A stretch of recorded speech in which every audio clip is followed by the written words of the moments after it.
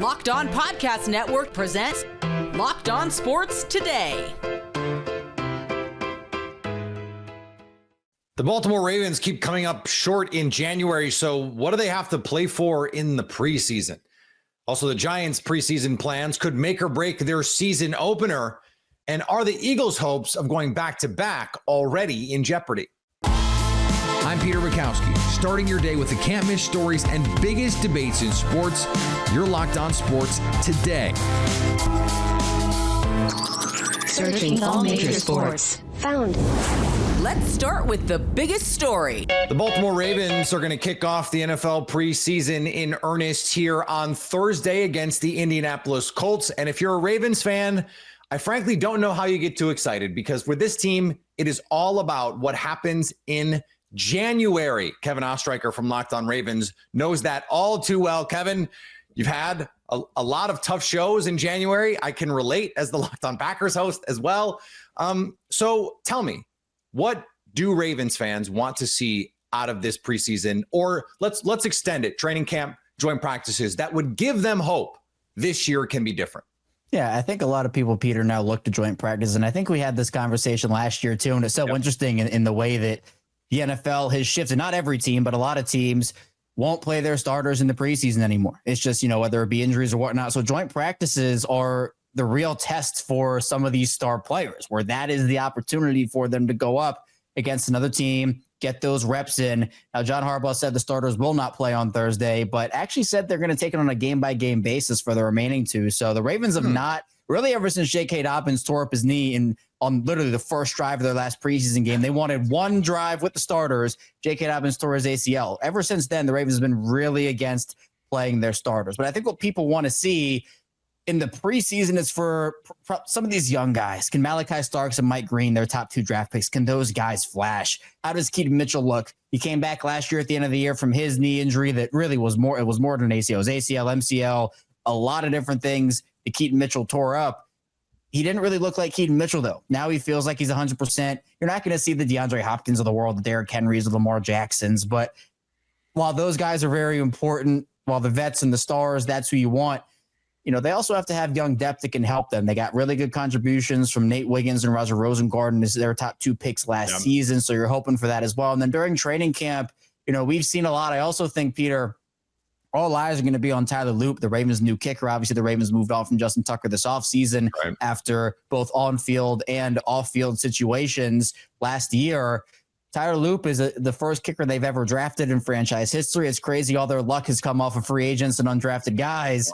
So it's a big stage for Tyler Loop. He has been somewhat inconsistent at camp, but has started to find his consistency as of late. He's hit from 60 plus, 50 plus. He has the leg. So I think the kicker, it's not really a battle. He's only kicker on the roster now. It's the kicker job. That's what a lot of people here in Baltimore are going to be watching for. If you want to make the cynical case against the Ravens, it is, that defense at the beginning of last year looked pretty rough at times. They made some bets on some players who are inconsistent in terms of their health, guys like Jair Alexander. But if that hits, you got a potential all-pro corner. Make the case here, Kevin, that what we saw at the second half of last year with this defense is going to be closer to the version that we see this year for the first half, and hopefully for the Ravens' sake, the whole season into the playoffs. Yeah, the first half last year was bad for the Ravens from a pass defense perspective. It was rough. I mean, the Ravens had to have a closed door meeting after the game. They somehow won it against the Bengals after Jamar Chase went off for like a bajillion fantasy points. The games of the season. It was unbelievable. The Ravens I'm fine saying it now. The Ravens should have lost both those games to Cincinnati last season, but the reason was because their secondary couldn't cover anybody. So they made the necessary adjustments, but that was kind of like they kind of just threw stuff at the wall and hope it stuck. Like that was their last ditch effort. Now you've replaced Brandon Stevens with hopefully what you said, a healthy version of Jair Alexander this season. Marcus Williams is out. Malachi Starks is in. They signed Chidobe Awuzie. Eddie Jackson is no longer with the team. So they have the depth there. A trio of Marlon Humphrey in the slot with Nate Wiggins and Jair on the outside is really good. But if Jair does have to miss some time, you can throw Awuzie in there. TJ Temp, who's a second-year player. The thing about the Ravens roster is, yes, there's star power up and down. Like it is unbelievable how many stars they have.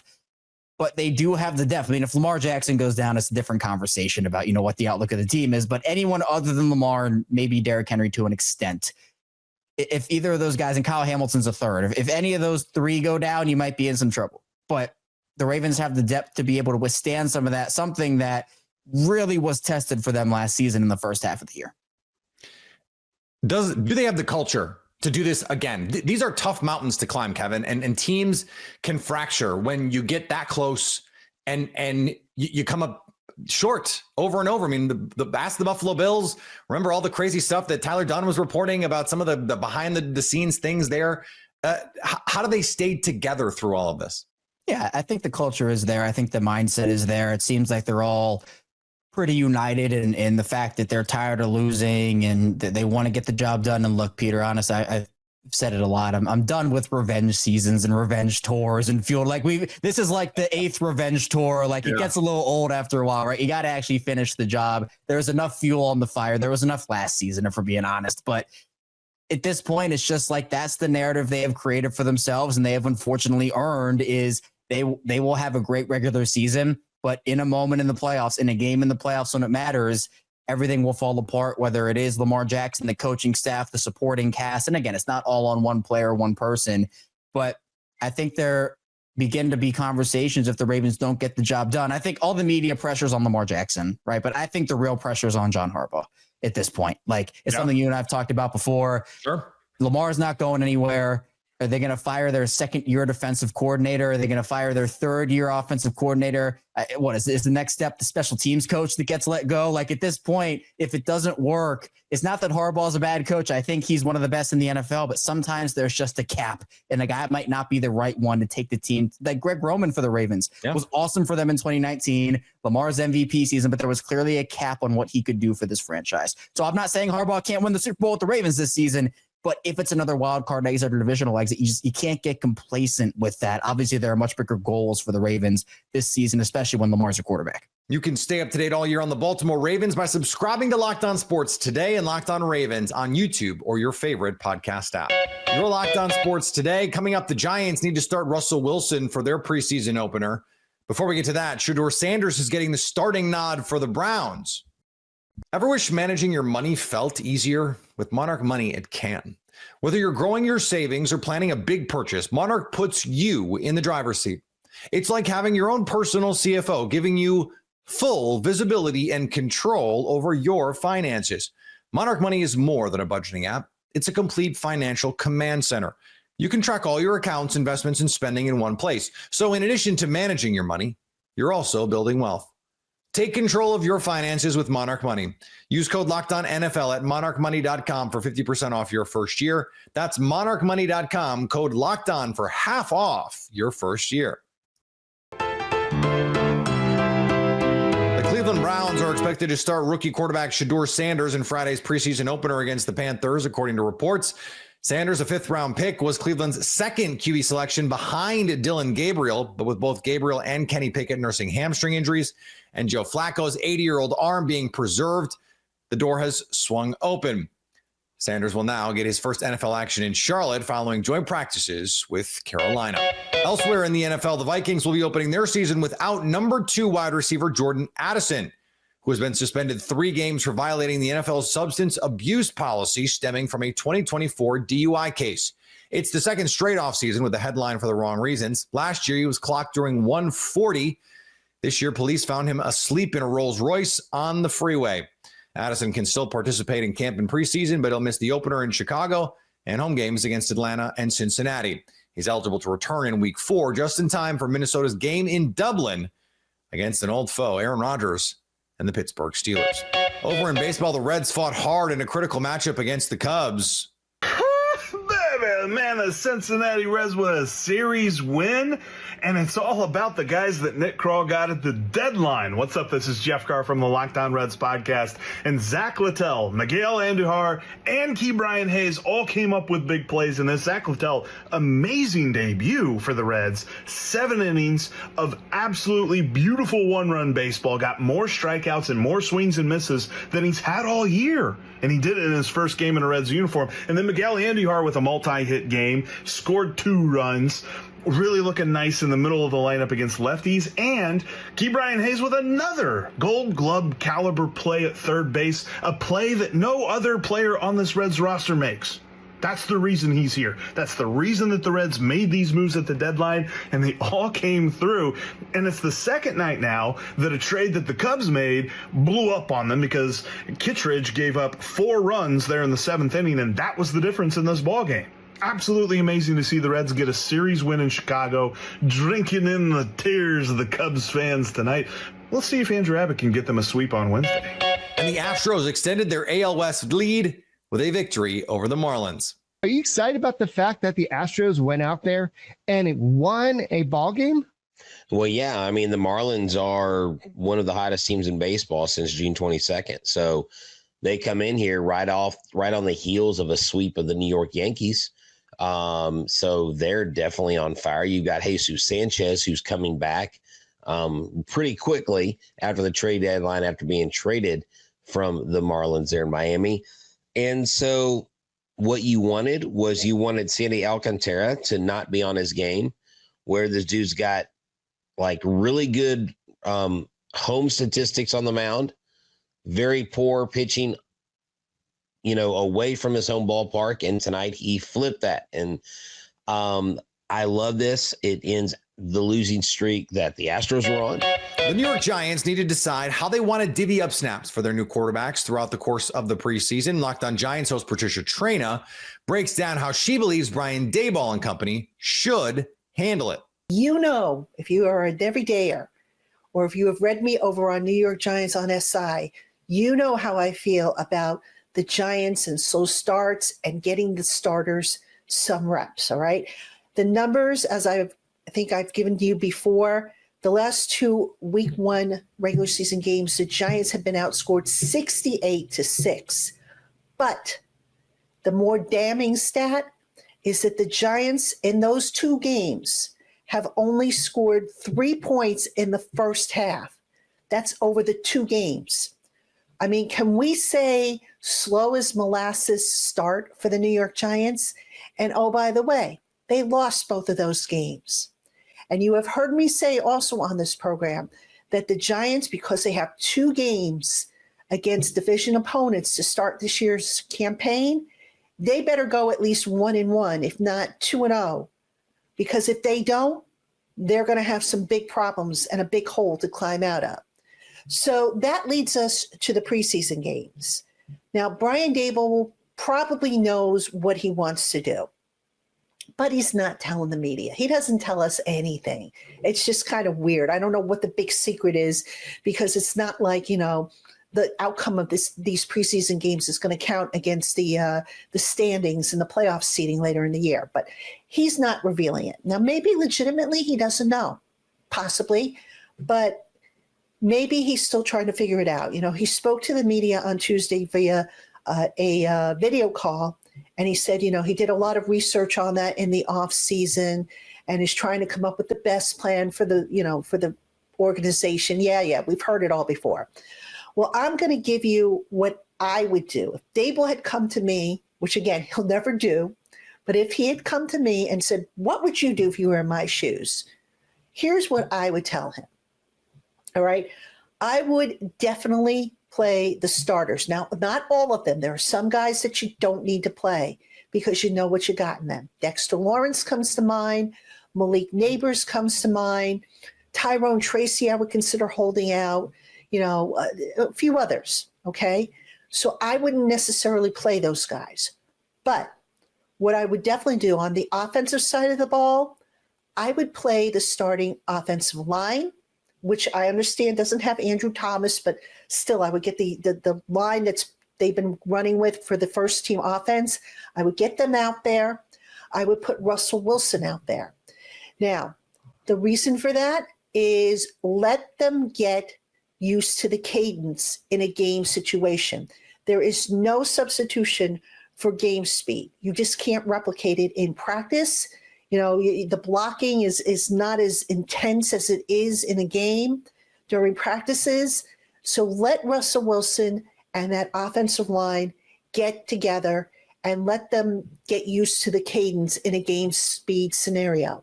especially when you consider that there have been some problems between John Michael Schmitz at center and Russell Wilson and whatever quarterbacks have taken first team reps with the snap. All right. So just get them in there, let them get into a flow.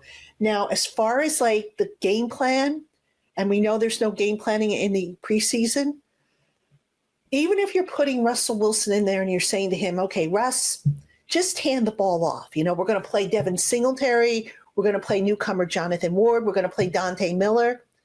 Just hand the ball off. But the important thing is to get the cadence down. And, this is a golden opportunity. Get that cadence down. Let them get used to one another in a game scenario. And, if you want to try a few short passes, maybe something to the flat, maybe these little flares or bubble screens or whatever, you can throw a few of those in, but primarily look to run the game. Play Russell Wilson, play the offensive line for a couple of series, I should say, and then pull them out.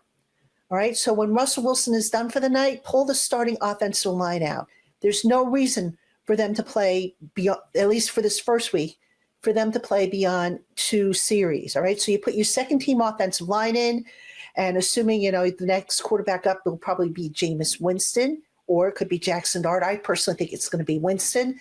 Let him play with the backups. That's when you can maybe, see what you have in terms of these receivers, for example, who are trying to make the roster at the bottom of the depth chart.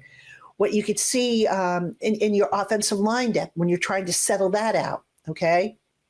So, that's where you plug in Evan Neal, see if he can handle pass pro at that guard spot.